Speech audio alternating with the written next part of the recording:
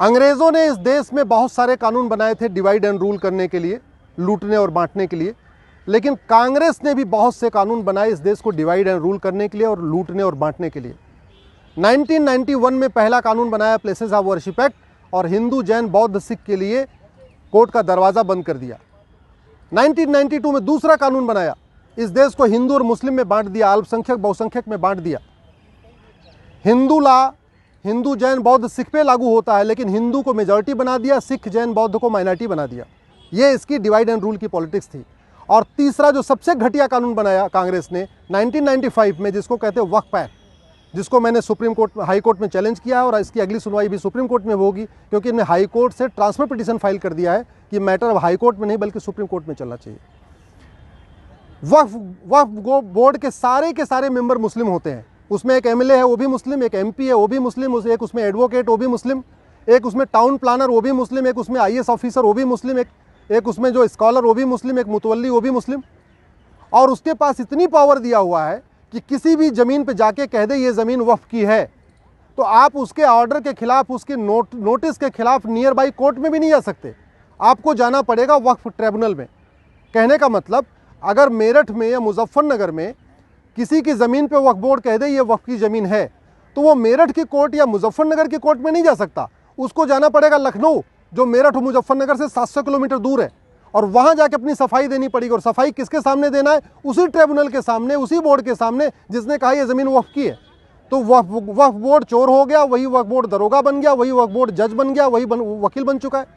ऐसा कानून हिंदुओं के लिए नहीं है, ऐसा कानून जैन के लिए नहीं है, ऐसा कानून बौद्ध के लिए नहीं है, ऐसा कानून यहूदियों के लिए नहीं है, ऐसा कानून पारसियों के लिए नहीं, किसी के लिए नहीं। केवल और केवल एक कम्युनिटी के लिए कानून बनाया कांग्रेस की सरकार ने 1995 में, वो है मुस्लिम्स के लिए। और इस कानून में इतनी शक्तियां दे दिया है कि वक्फ बोर्ड को नोटिस इशू करने के पहले कोई जांच पड़ताल भी नहीं करना, उसको जहां मन चाहे वहां वो नोटिस इशू कर दे। इसके चक्कर में ये वक्फ बोर्ड वसूली कर रहा है, लोगों को धमकाता है कि हम इसको वक्फ की प्रॉपर्टी डिक्लेयर कर देंगे, लोगों से पैसा लेता है, गरीबों का धर्मांतरण करा रहा है। आदिवासी एरिया में जहां लोग कानून नियम को ज़्यादा नहीं जानते, वहां पे ये नोटिस देता है और कहता है कि भाई एक तरीका है, अगर आपको ज़मीन बचानी है तो इस्लाम कबूल कर लो, मुस्लिम बन जाओ। तो इस तरीके से छत्तीसगढ़ के एरिया में, महाराष्ट्र के एरिया में, या और भी जहाँ पे पिछड़े लोग रहते हैं, गरीब रहते हैं, जिनको नियम कानून ज़्यादा नहीं पता, वहाँ पे ये कन्वर्जन का कारण भी बन गया है। इसीलिए मैं कह रहा हूँ ये कानून ख़त्म होना चाहिए। घटिया कानून बनाना सबसे बड़ा राष्ट्रद्रोह है, और घटिया कानूनों के खिलाफ चुप रहना भी सबसे बड़ा राष्ट्रद्रोह है। मैं इस देश के सांसदों से निवेदन करता हूं, विधायकों से निवेदन करता हूं, इस घटिया कानून के खिलाफ बोलिए।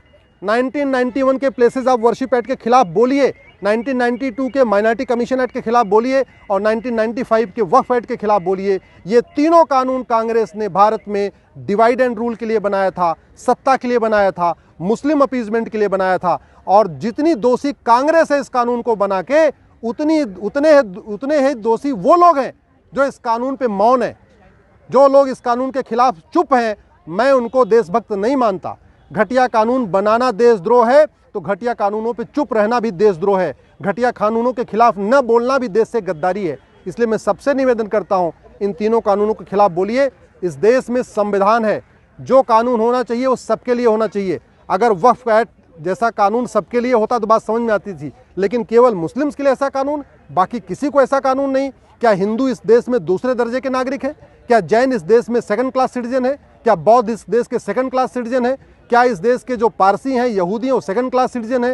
ये सब बराबर हैं। तो कानून सबके लिए एक होना चाहिए, कानून सबके अलग के लिए कॉमन होना चाहिए। इस तरीके से मुस्लिम्स के लिए एक कानून अलग से, ये देश की एकता अखंडता के खिलाफ है, कॉन्स्टिट्यूशन के बेसिक स्ट्रक्चर के खिलाफ है। इसलिए इस कानून को मैंने चैलेंज किया है। मैं सबसे निवेदन करता हूँ, इस कानून के खिलाफ बोलिए, सोशल मीडिया में बोलिए, पब्लिकली बोलिए, सड़क पे उतरिए, सांसदों का घेराव करिए, अपने विधायकों का घेराव करिए, क्योंकि ये समाधान सड़क, संसद, सुप्रीम कोर्ट से ही होगा।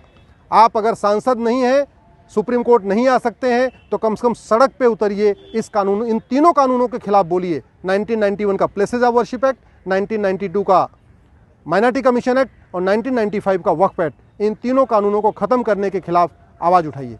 जय हिंद, जय भारत।